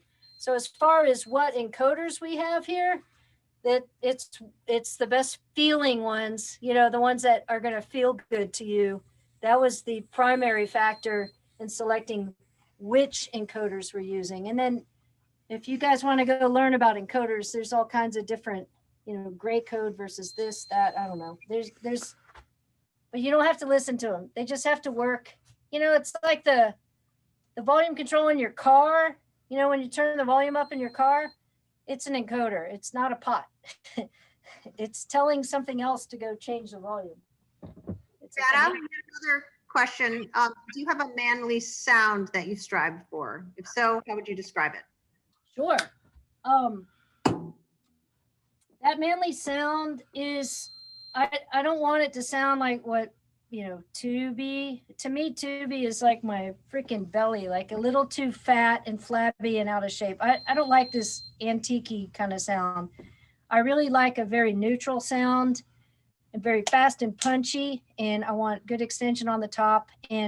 But beyond that, and I was telling this story I was telling it to the NAMM oral history people yesterday. Actually, I was really privileged to get invited to deliver a thing for that. When we're doing R&D and we're like designing a brand new transformer or something like that, and we're listening to an old thing versus what we think is an improvement and a new thing, you know, we can measure a bunch of stuff and say, oh yeah, the bass response is better there. It's lower distortion, yak, yak. And then listen to it. It's like, well, we know it measures better, but it's kind of boring. And then maybe we'll do something on purpose and maybe like I'm talking about the Stingray output transformer story, actually. In that case, it like the first thing that we did, it's like, well, it's kind of boring sounding. It measures great, but it's kind of boring. And then we purposefully like decrease the inductance on that part. And we could see where it didn't measure quite as good as the other one. But it's like, well, let's see what it sounds like. And then we listened to it. And man, I remember that day like it was yesterday. It was down in the QC room. We were listening to these tannoys. And it was these little amplifiers here, the little 35 watt or 50 watt EL84 amps that came out right before the Stingray. I mean, that was our test bed for the Stingray circuit. Man, we listened to the same piece of music off a CD or something, and I just remember getting the goosebumps, and I was tapping my foot. So where the Manley sound, wherever I can find that emotional connection, where I want to be engaged with the music and I want to feel involved with the music, and it just sounds right, that's where it's at. What kind of music do you listen to? Mostly rock and roll. And I listen to a lot of Brazilian MPP music from the 70s. I'll get into a big Russian orchestral thing once in a while. Emotionally, I didn't do that for a long time. I'm a very lazy audiophile these days, admittedly. Like most of my work is typing all day, and I've got music playing in my house, usually on my Sonos systems, and I'll be streaming. I stream like 88.5 radio station down here in SoCal. Nick Harcourt's show in the mornings, really nice. And I listen to Radio FIP, the French radio station, all the time too. But there's also that psychedelicized station. I don't know. I'm lazy with that stuff. I just want to listen to the music. This past week, I listened to 6 or 7 Dolly Parton albums, just streaming on repeat. You know what I mean? I just love having music around me, but I'm not, I mean, that's why I'm working. I'm not sitting in front of speakers, like trying to be an audiophile. You know what I mean? When it's time to do that, I can get into that mode, but I can be a very, very lazy audiophile. And that's primarily because I'm just working all the freaking time. I don't take the time to just put a record on and just sit there and listen to it without like being on my phone or some shit, right? Anyway, your first question, remember we were talking about when is the Chinook going to get the new Manley power supply? Well, okay. The answer is with the 3 new hi-fi preamps that we're working on right now. So we attacked the big bad boy first, the one that's got the line stage and the phono stage in it. So once we get this guy working, it's actually all working. We have to get all the code finished. Then we can break out and do the line preamp replacement for the jumbo shrimp and do the Chinook replacement. So we'll take all this capacitance loading and resistor loading stuff that we've worked out here and the gain switching. And we're going to put that onto a standalone phono stage that will be the replacement for the Chinook, but it won't be as inexpensive as the Chinook just because we're going a little more all out with the cosmetics and just more of everything, you know, bigger chassis, all that kind of thing. So the Chinook's a great, great bargain right now. It's inconvenient because you have to go to the back of the chassis to set your loading. You have to go in the unit to reset your gain. So we're going to give you back all the convenience of the steelhead, but the pricing that standalone new phono stage, it's going to be, you know, somewhere in between the two. I don't know where the pricing is going to fall at yet, but anyway. What are the fish names? Because I can't even remember if somebody says it's the, you know, MX-10A Mark II. Like, I don't think that way. I used to love going scuba diving, so I just decided to start naming stuff fish. But the first thing that happened was I was working on that Stingray in like 1997 or something, and I was sitting with Jay Gordon Holt at a bar at one of these shows, and I drew a picture of the shape of the Stingray I was working on. I was telling him about it, and I said, well, I want to do this, like, you know, have the circuitry be really, you know, everything treated equal, like equal lengths and equidistant and everything. And I drew out this shape, and he looked at it and said, oh, that looks like a Stingray. So that was my first Stingray, was my first fish product. And then I just ran with that. And I know people make fun of me or whatever, but to that I say, hey, lighten up, guys. It's a product name. I hope you remember it. But yeah, a lot of the names have double entendres. Okay, so like the Mahi amplifiers, because they're monoblocks, it's like Mahi, Mahi. It's like ha ha ha. The Snapper 100-watt monoblocks, it's because they're really fast. That output transformer, like they're really snappy and fast amplifiers. I think that name suits that product real well. Steelhead is because it has the autoformer at the input on the MC input. So, it's like the transformer is made of steel. It's at the front of the steelhead. Oh, okay, that's a fish. Ha ha ha. And then Chinook is also an upstream swimming fish, like a salmon or a steelhead. And it's also spells out Chino, okay? So they're not just fish names, are they? Those are the inside names there.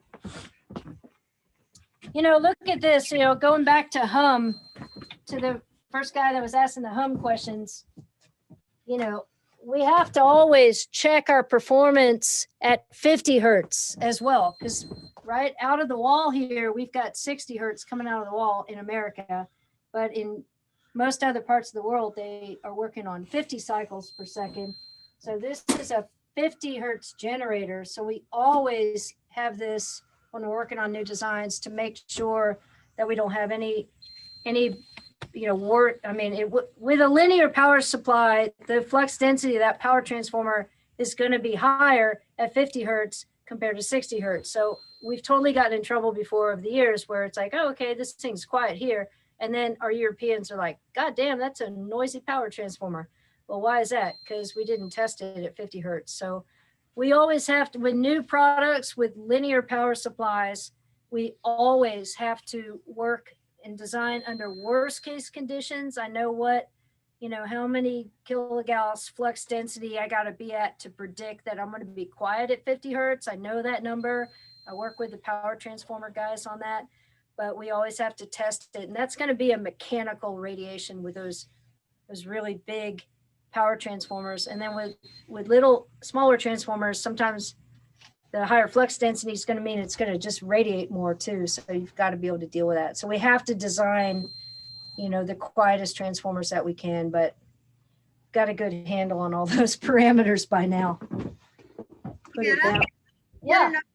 Another emailed question from Sherry or Cherie. I was introduced to your products through the Manley VoxBox plug-in from Universal Audio.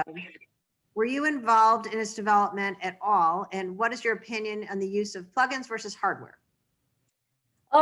Yeah, that's great. Great question. Audiophile guys, y'all probably don't know what the hell we're talking about. So what it is in the recording world, these days, recording engineers are rarely recording to tape anymore, sorry to say. And they're recording to the computer. And usually the computer program they're using to record is called Pro Tools.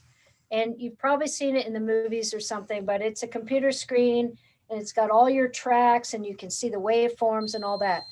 Now there's lots of these computer programs they've written that you can use to manipulate all the individual tracks. So you have computer programs, it's kind of like Photoshop in a way. You can manipulate the sound file using computer things. These are called plugins.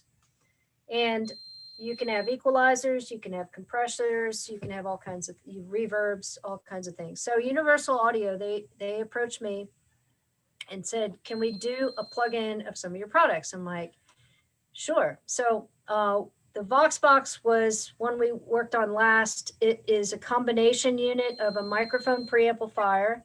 It's an equalizer, it's a compressor, and it's also got a limiter and a de-esser with it too. So there's a lot of sections to do. The first step in Universal Audio developing the software to emulate the hardware was to capture the schematic. And then they're going to do a mathematical model in the computer of what the analog circuitry is doing. That's how this gets built.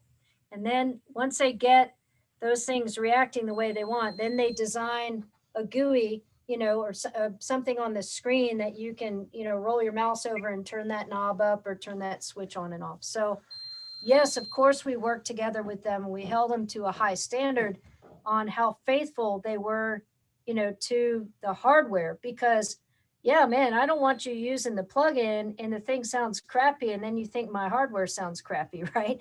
So we want it to sound like the real thing as close as possible. So yeah, we worked together with them. We measured their plugin to make sure all their distortion component, you know, like if we're all even order harmonics because we're a single-ended circuit, we don't want them to be exhibiting odd order harmonics, you know what I mean? Or if that thing, you know, that compressor has an attack time of, you know, I don't know, 0.25 of a second or something, we don't want them to get it wrong and make it, you know, 0.025 of a second. It won't be accurate. So yeah, we worked together with them. And then I leaned on one of my buddies in New York, Chuck Zwicky, to do the final listening of that product to the hardware in his studio to make sure that we got it really right. Because I'm not a recording engineer, but I'm really lucky, you know, especially here in LA, like I got tons of recording engineer friends and stuff, and we can work together and I can let them do what they're best at and I can stay focused on what I'm best at.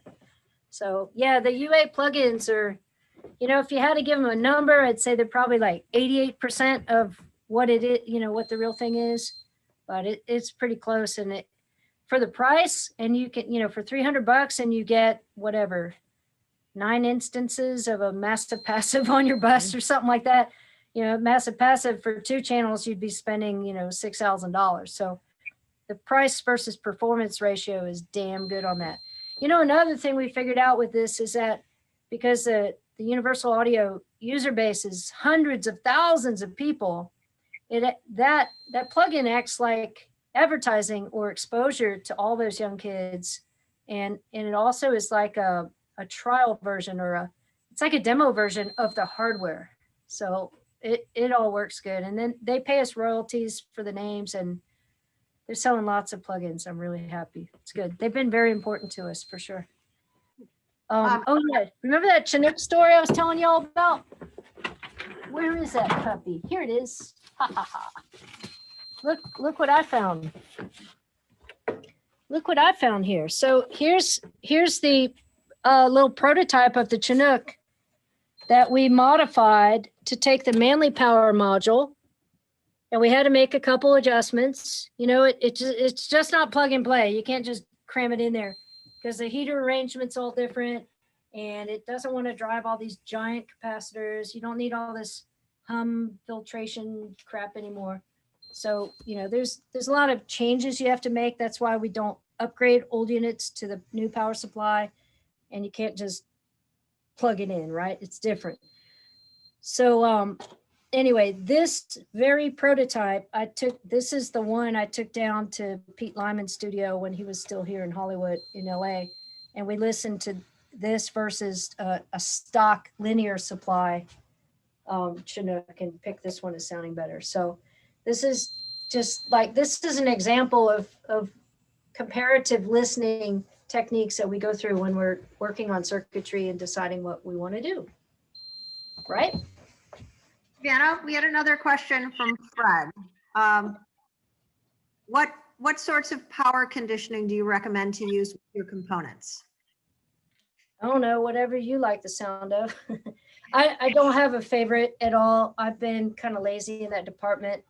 I don't think I even have a power conditioner right now. I don't have a good answer for you. There's probably people that have studied that topic more than I have. Rewire your house. Try that. Yeah. Try that first. Have good electricity. Have good electricity to start with. I don't have a good answer for you on that. Sorry. What else we got? Yeah, we can go down here. I think we Kind of got we it. could show you microphones and a little more QC, but we're pretty much done with the major factory tour aspect of what we're doing today. The factory floor there for folks to see. We just go back into QC a minute, you know, to just explain how things are tested and burned in.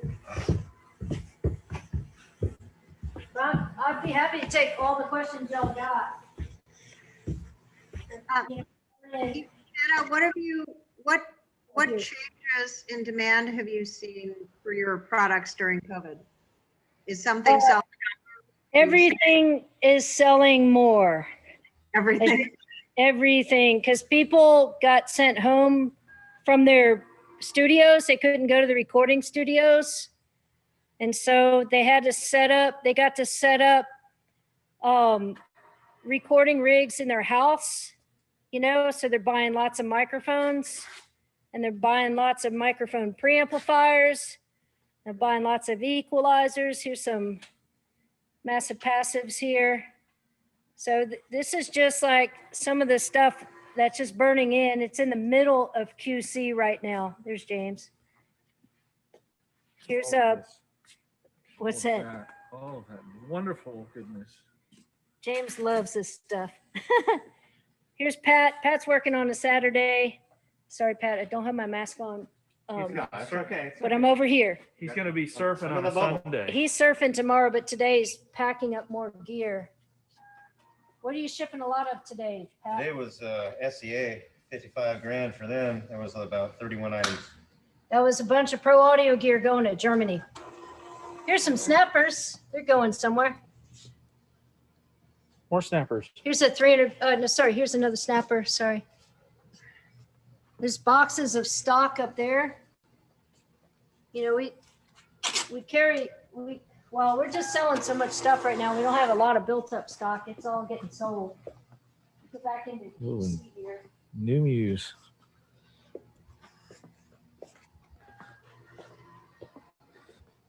So part of testing products, remember we were burning in the tubes first, and then we have this little jig that we built many, many years ago that we can perform a variety of little tests on. We can starve the heaters, we can switch the triode order, we can plug headphones into it and listen to the hiss of the tube.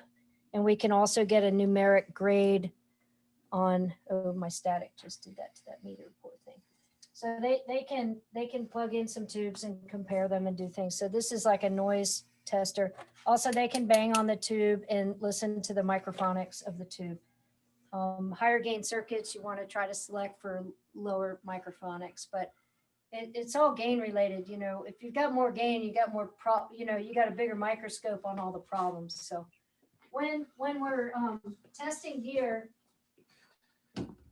we're using Audio Precision. This is a repair bench. You can see he's got a lot of bad caps over there. We're using Audio Precision. We're using oscilloscopes. There's different monitoring things on custom little switches we've made over the years. And there are these dual concentric 10-inch tannoys with tube amplifiers on all the benches here, except that one's got some Atom speakers on it there. That's me. And I live in headphones. EveAnna? Everything's got to get a good visual inspection first. So we want to make sure that, the green wire's there and they didn't get it backwards, or, they didn't put a 100K resistor in when it should have been a 10K. Here's a Chinook. That's the linear power supply. There's a toroid transformer in the Chinook right there. These are Chinooks. There's a question there. What do you got? We have a couple questions. I'm going to try to combine because we have multiple and we're running out of time. So Fred has some questions. What percentage of sales are for home audio versus professional? And then what percent is from overseas? We're about 12 to 15% hi-fi to about 85% pro, mainly. Export versus national would be sometimes half and half, sometimes about 60-40. But pretty much half and half. We might be 60% American right now and 40% export. Sometimes that number flips. It depends who's working harder, my national sales guy or my international sales guy. Today, that 50 grand order going to Germany, that was all pro audio today. But Are you having a hard time keeping up with the sales? yes. Yeah, we've been, well, and also with the COVID stuff too, like we had, I told you, one of our wiring ladies, bye Pat, thank you. One of our wiring ladies got infected while she was on vacation. So we were grateful, she never came in here with that COVID, but then at about the same time, one of our young men, he got infected by some of his buddies, and he works with his family here, so they all had to go home and quarantine and get tested and heal up. So that's God, I just put that Facebook post on Wednesday, like being so grateful. We'd only had that one lady get infected on her vacation, and then all of a sudden we got to send 25% of our workforce home to get tested because that family got infected. So that's a factor. But also our sales are up 51.4% as of yesterday over 2019 year to date. So you put, 50% more sales on the same number of bodies here, and we're all working our asses off. I mean, there's guys here on Saturday right now, right? So we've had some hurdles to get through to be able to work during COVID, protocols, and we're just selling that much more gear too. So yeah, we've been hiring people this year. We're working on that. And the other thing that's been a struggle is we changed the computer system that we use to control our inventory and our purchasing and our serial numbers and our sales orders. We changed that. That's called an ERP system. We changed that from one kind of homebrew system to another commercial product.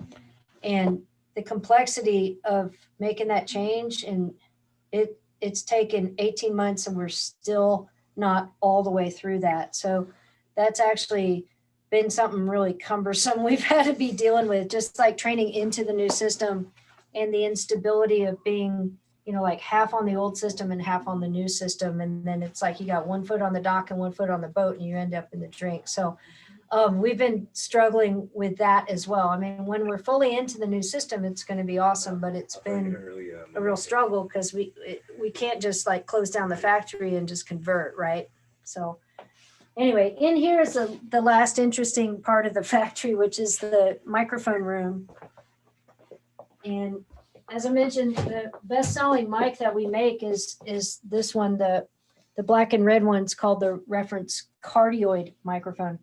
Cardioid means heart-shaped, and that relates to the pickup pattern of the capsule, where it's going to pick up stuff in the front and it'll be kind of dead on the back. Otherwise, if you looked at it from the top, you'd have a bunch of active sound here and not a lot of sound here. So heart-shaped. The other, I'll show you the guts of the mics in a minute. This is the reference silver mic body, and we use the sandblast machine in the machine shop with some netting to make this really cool trick finish on here, which is really neat. And there's that laser engraving with the black tape that burns black onto the silver anodized. Is kind of cool. Isn't that neat? The guts of the mics, here's some guts. So these are all hand built in Chino, not China. They're getting done here. We've got these nice, these are those multi-caps that they were known as MIT before, remember that? And then RelCap was building them. And now Wilson Audio has been purchased. They purchased that company. So these are made up in Utah. I love the sound of these multi-caps. And I know there's other capacitor people that approach me with, oh, you should buy my caps, your caps suck. And I'm like, yeah, whatever. I love these caps. I chose them on listening tests many, many years ago, and I'm loyal to them. We lean on some WEMA caps here and there. They're super freaking reliable. And then we also sometimes get custom parts made for us. These are made in Taiwan. These are a little metallized film cap that we have made for us there. But there you go. But the MIT they call them audio cap now. They're multi-section caps. I really love these caps. They're cool. Anyway, there's a microphone body. This capsule is made at the Felo factory in China. It was this way since 1990, and I'm not going to change it because this is our best-selling part. The other two microphones are a little more expensive, primarily because they use expensive capsules made in America by David Josephson. So here is this guy. Yeah. Here's a gold mic. There's, oh my God, why doesn't this want to come up open? Well, hell, there's something being mysterious there. I don't want to drop it. God damn, what's happening here? I don't want to get a tool out for this, sorry. Oh, okay, there's some guts there. Sorry, guys, I'm not going to open those mics. Something's There's up some with that. gold guts here. Here's some guts here. And all right, this is it for the silver mic. That capsule, here, we can see it here. This capsule has a mechanical vent on the back. It's based on a Sony design that has a vent on the back, and you insert a tool through the back of the microphone and you turn this little puppy. I'm not going to turn it now. And it affects a pickup pattern change from cardioid to omni.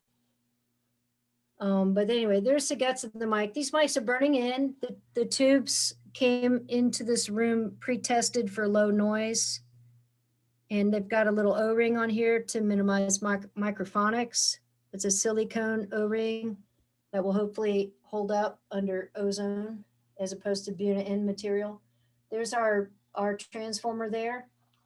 All this metalwork has been machined within 100 yards of where I'm standing right now, here in Chino, not China. This was made in that building next door that has all the automated lathes. And there you go. So that's that Sony capsule copy is made by David Josephson up in Santa Cruz. All the Manley power supplies for the mics now are the Manley power switch mode power supply. So that's this little chassis here. And again, we've got filtration at the main socket. We've got a cage here. We've got ferrite beads and blah, blah. It's FCC approved, like it's quiet. And there's certainly 0, 0, 0 hum. No 50 or 60 cycles. When we're testing microphones, it's fairly simple, admittedly fairly simple. We're using, comparative listening. We've got some switchers here. This is a product right here called the Manley Mic Made, so we can switch the microphones to which one we're going to listen to. We can also change the mic preamps if we want to. So we're switching mics, and we got headphones on. We used to use a Stax headphone amp for a long time. We're using one of our Q mixers here. It's a little solid state headphone amp we built. When you're testing a microphone, you've got the one you're listening to, in front of you, and sometimes you're sitting here and you're comparing, one to these are like our God copy mics. Like these sound really good, and that's kind of the gold standard, as it were. So you do comparative listening, but when you're testing these things, like what sounds good. Once you're doing this job, how they're supposed to sound. There's a little window that they can sound out, but if the sound's like way over here, something's really wrong. So, but the capsules have been super consistent, and they all pretty much sound the same, more or less. What do you think, James? Do you hear a lot of sonic variation with these when you're They're testing very mics? consistent. They're not like the vintage mics people go crazy for, which I go crazy for. Let's show you Mr. James. Yeah. James is a recording engineer, and he's also a customer who has a whole bunch of our gold mics. And I'm a microphone junkie, so U87s I have usually between 15 and 25 U87s at a time, and they sound fairly consistent, but these new mics, like the Manleys, are so consistent and perfect that I had to get a job to support my habit. so that's why he's working with me today. No, I work at the factory that, so I work for my drug dealer now. That's awesome. There you go. Well, guys, I think we're pretty much done with the tour for the most part, and we can just answer any questions that y'all might have for us. We have a couple of lingering questions. Bring it. Should Should we be using gloves when we handle tubes? The tube doesn't care. It's not like a halogen bulb where it's so damn hot that the oil from your nose, tubes don't care. They don't care. Don't put them in your mouth. Yeah. Why? It's just glass. You can lick a tube. I don't care. Tubes don't care. You don't have to. It's okay. The new preamp you showed us seems like a departure from your previous products, more computerized. Is that so? And does this mark a new direction for your company? We've got PIC chips in quite a few of our products hiding in there. Sometimes they're just controlling some switching, some relays, some state changes, or some LEDs or something like that, or some meters. We have one pro audio product that's got a multi-section LED meter on it. No, we've been working with that kind of stuff for quite a while, actually. It's just kind of hidden from your view. Like in the headphone amplifier, there's a big chip in there that's telling a lot of things to go change things. Because, for instance, that product, you can push a button and the whole thing will go from single-ended topology to push-pull topology. So how's that happening? Well, that big chip said, oh, did you call me? Oh, okay. Hey, you guys, go flip your relays. And then it goes into a different mode. So yeah, we've been doing that for quite a long time. It's been a desire of mine to just keep doing more of that to make things more convenient because we have the technology.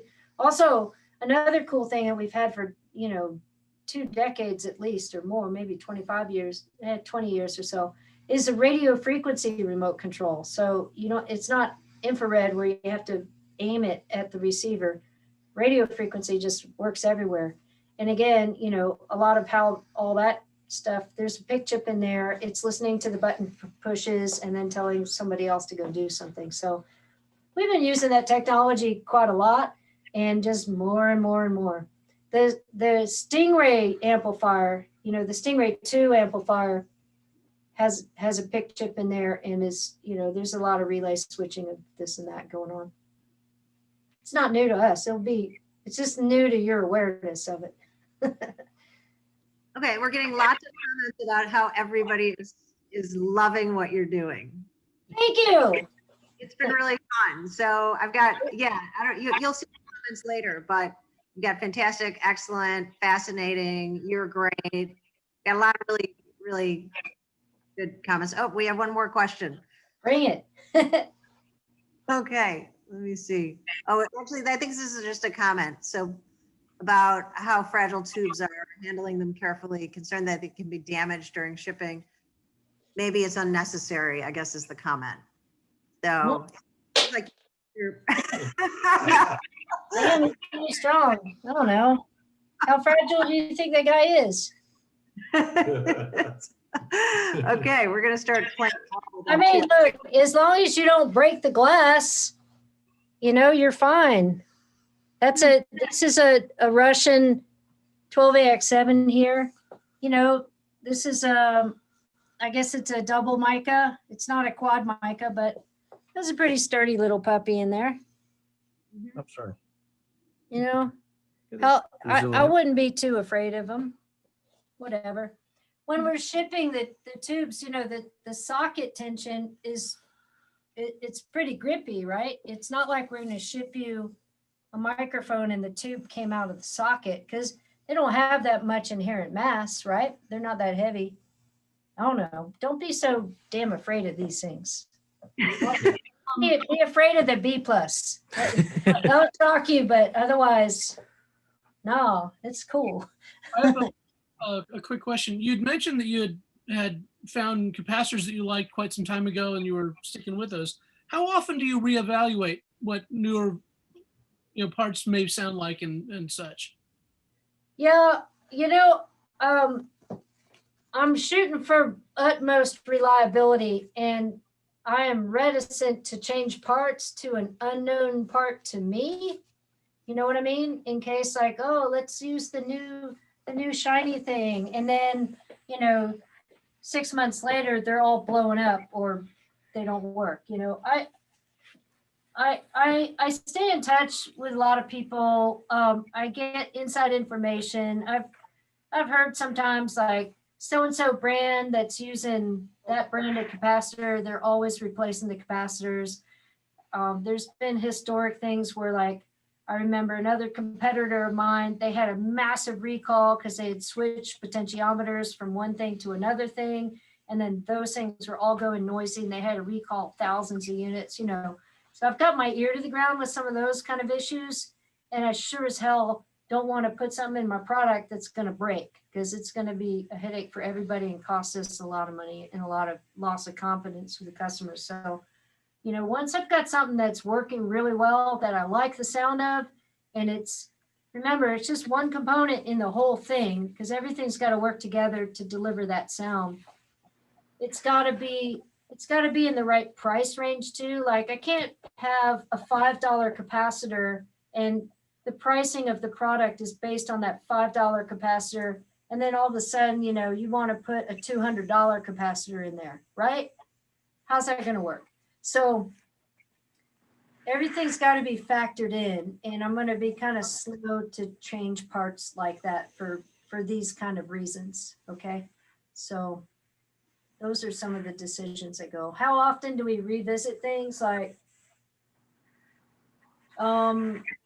I don't know how much innovation is really happening with these capacitors or this kind of stuff. I don't know. It's like, I don't know. Tell me, what do you think I should be doing? You want the $200 capacitor in there. If you're good with soldering, you put it in there. You can deal with it.